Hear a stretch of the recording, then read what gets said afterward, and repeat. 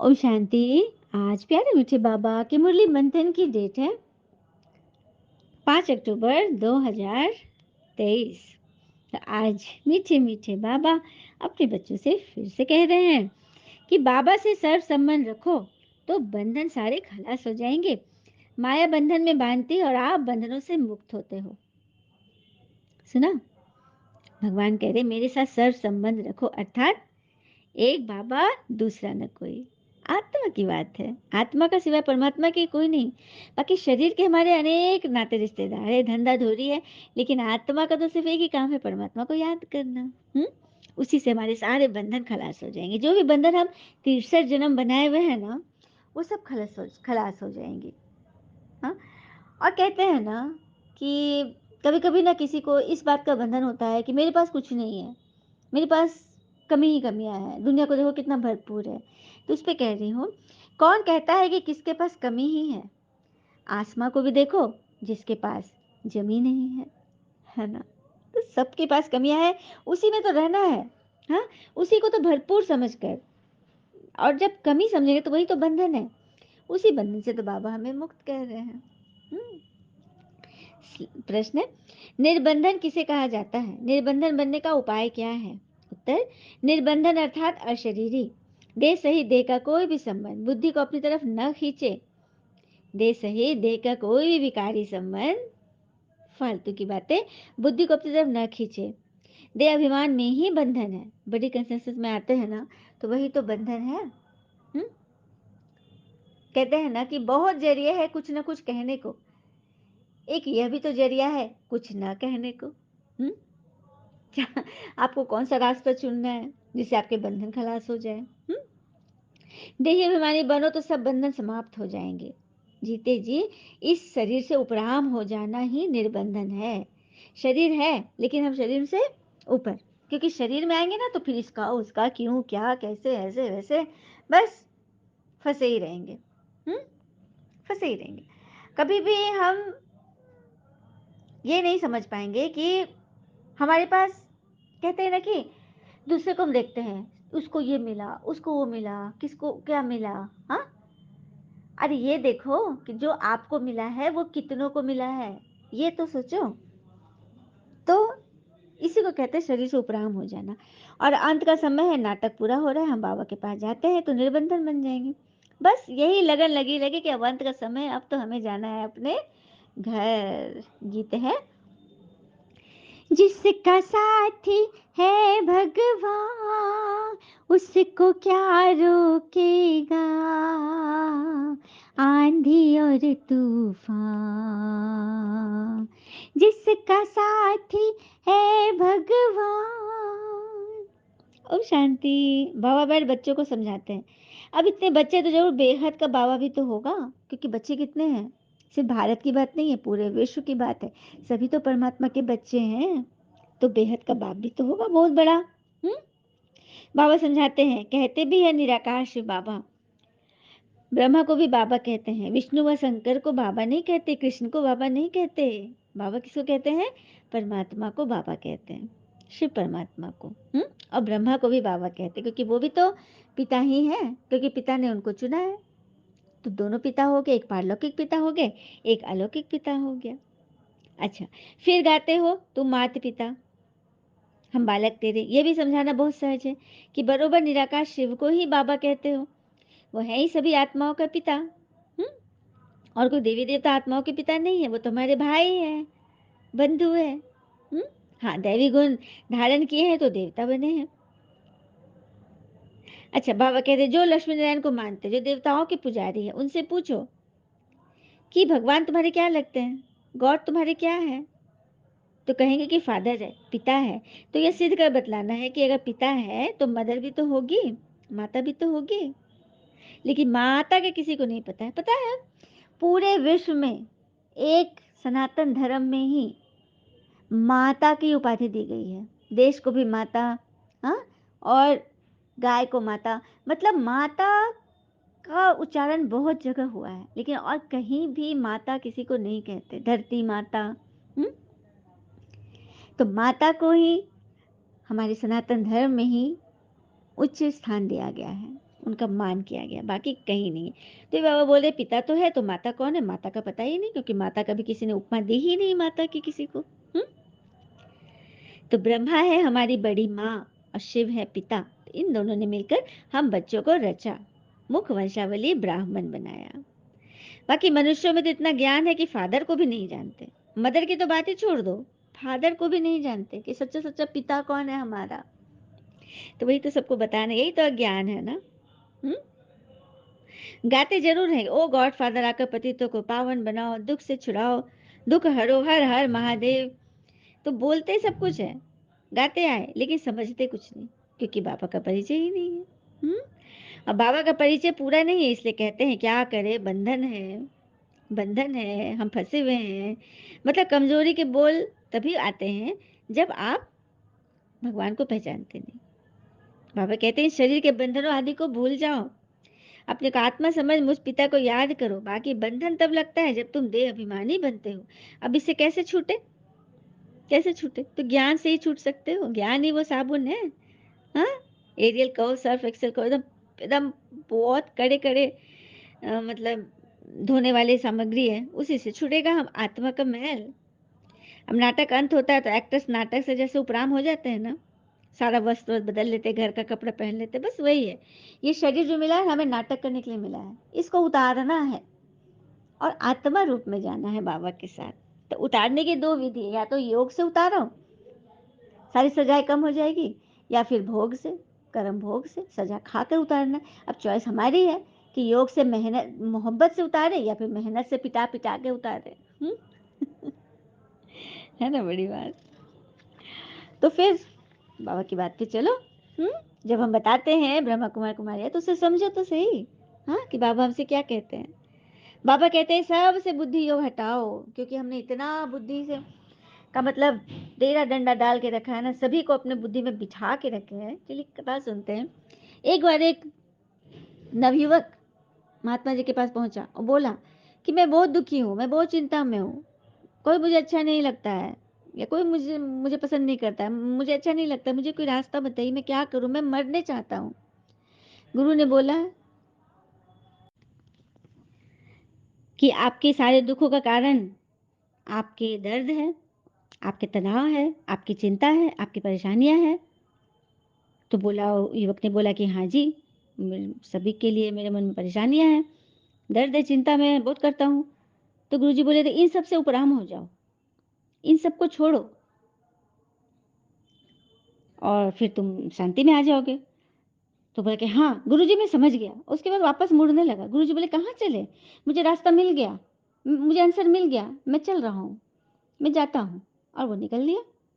1 महीना के बाद आया एकदम जीर्ण शीर्ण अवस्था में, एकदम चेहरा मोहरा लटका के गुरुजी को, गुरुजी आपने जो रास्ता बताया है वो तो सही नहीं था, मैं तो इससे और फंस गया, मैं तो इससे ठीक ही नहीं हुआ। तो क्या किया तुमने? आपने कहा था ना कि मेरी चिंता परेशानी दर्द यही सब मेरे दुख का कारण है, इन सब से छोड़ो, इनको छोड़ो। तो मैंने घर गए और मैंने सबको कह दिया कि आप सब मेरी चिंता तनाव दुख तनाव के कारण हो, तो मैं आप लोग को छोड़ रहा हूँ। और मैं उन लोग को छोड़ करके घर से निकल गया, दर दर भटका, और जितना मैं इन लोग को छोड़ के आगे बढ़ता गया तो उतना ही ये मेरा पीछा कर रहे हैं। मेरे मन से ये लोग निकल ही नहीं पा रहे थे। रात दिन बस मैं इन्हीं के ख्यालों में रहा और मुझे इनकी याद भी सताने लगी। तो मैं वापस अब घर जा रहा था तो सोचा मैं आपसे मिलता चलूं, क्योंकि आपने मुझे रास्ता बताया था और वो काम नहीं किया। गुरुजी हंसने लगे, बोले तुमने क्या किया? मैं तो बोल ही रहा था, तुम चल दिए। मैं तो ये कह रहा था कि जितना तुम इनसे छूटना चाहोगे ना, उतना ही ये पकड़ती हैं। तो तुम इनसे घर छोड़ने की बात मैं नहीं कर रहा था, मैं कह रहा था कि इनकी बातों को छोड़ो, परिवार में रहो, लेकिन इससे उपराम हो जाओ। बुद्धि से सब कुछ छोड़ना है, व्यर्थ बातों को छोड़ना है। तुमने तो पूरा सुना ही नहीं। तो ओ, अब मैं समझ गया। तो देखा, तो भगवान भी क्या बोल रहे हैं हमको, बुद्धि से सब कुछ हटाओ, इन्हीं के घर बार छोड़ो। साधु संत घर बार छोड़ देते हैं, कुछ नहीं छोड़ना है। युक्तियाँ तो बाबा बहुत बतलाते हैं। बोल दो हमको पवित्र बन, भारत को पवित्र जरूर बनाना है, हम तन मन धन से भारत की सेवा करते हैं, लेकिन इसके लिए पहले नष्ट मोहा बनना पड़ेगा। हाँ, नष्ट मोहा, मोह नष्ट करते हो तो गवर्नमेंट भी को चिट्ठी लिखो। हम्म तो वो भी तुमको सहयोग देंगे, समझेंगे कि हाँ ये देश के लिए कुछ अच्छा काम कर रहे हैं। पवित्र आत्मा है। मैं तो भारत की सच्ची सेवा में हूँ, अब मुझे असलम दो।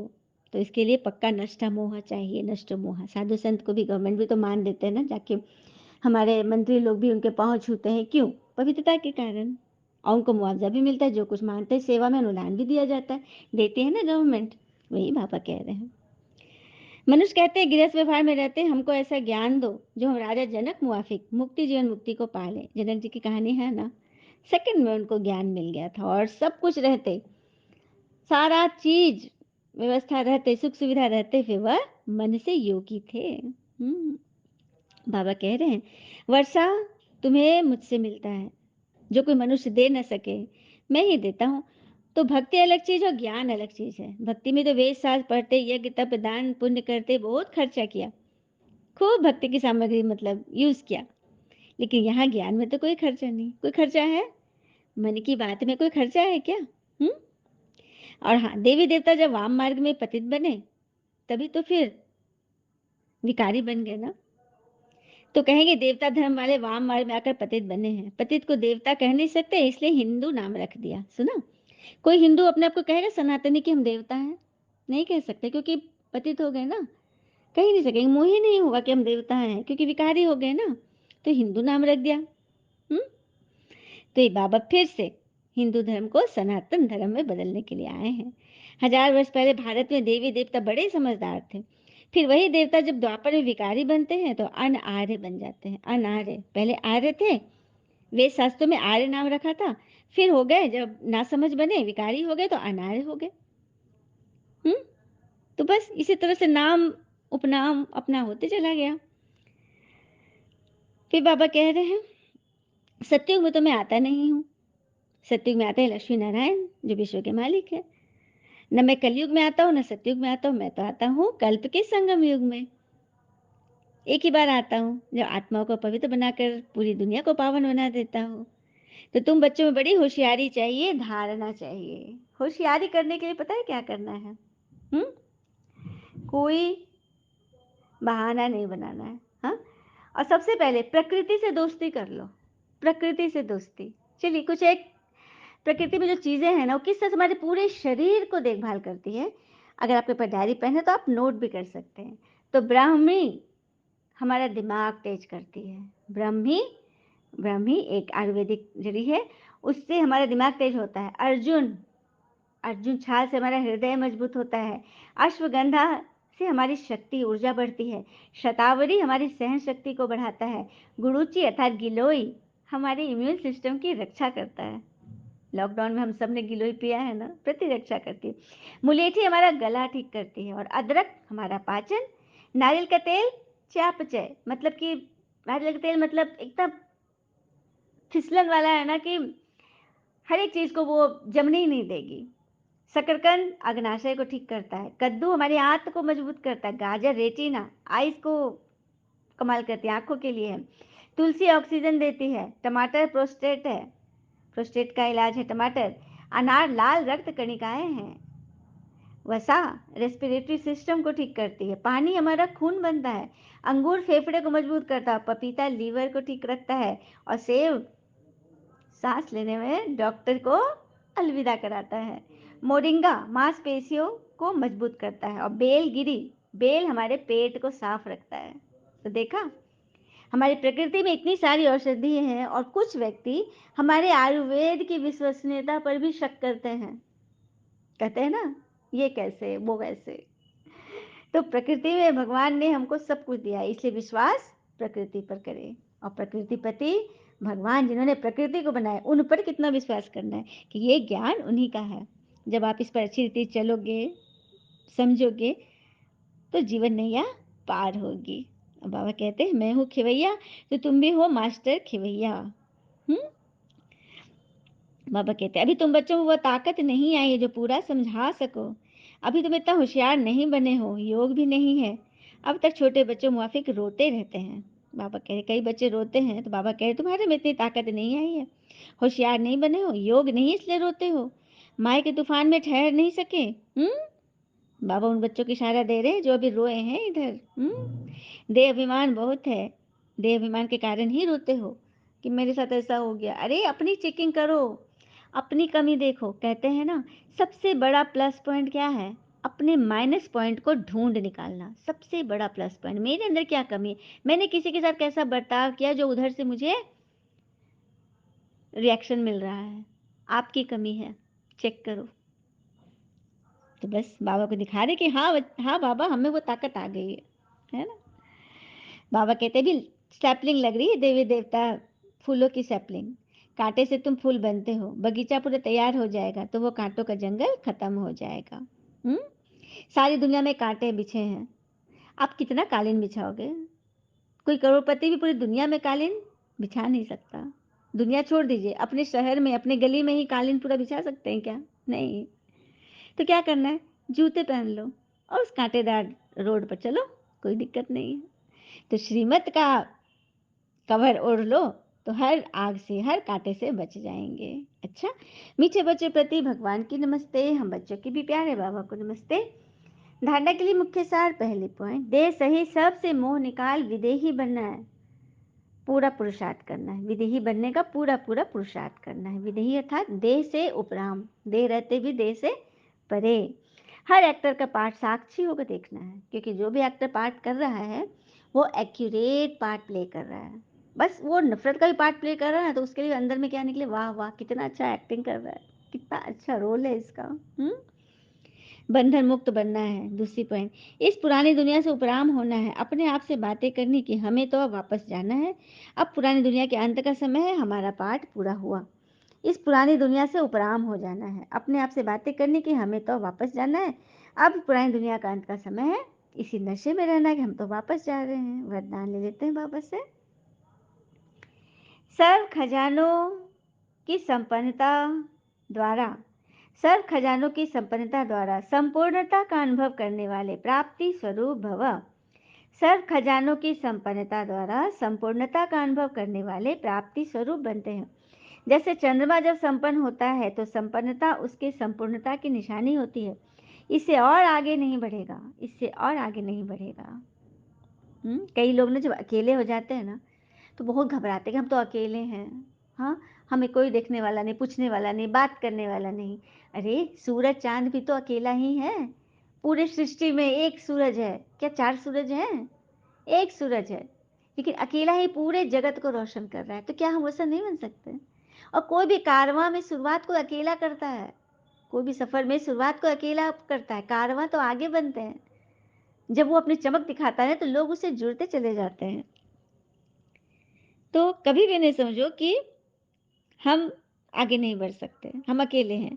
ऐसे आप बच्चे जब ज्ञान, योग, धारणा और सेवा अर्थात सभी खजानों से संपन्न होते हो तो इस संपन्नता को ही संपूर्णता कहा जाता है। ऐसी संपन्न आत्माएं प्राप्ति स्वरूप होने के कारण स्थिति में भी सदा समीप रहती हैं। किस स्थिति में? अपनी संपूर्णता की, दैवी स्वरूप की स्थिति में सदा समीप रहती हैं। स्लोगन, दिव्य बुद्धि द्वारा सर्व सिद्धियों को प्राप्त करना ही सिद्धि स्वरूप बनना है। दिव्य बुद्धि द्वारा सर्व सिद्धियों को प्राप्त करना ही सिद्धि स्वरूप बनना है। अच्छा, अब व्यक्ति इशारे।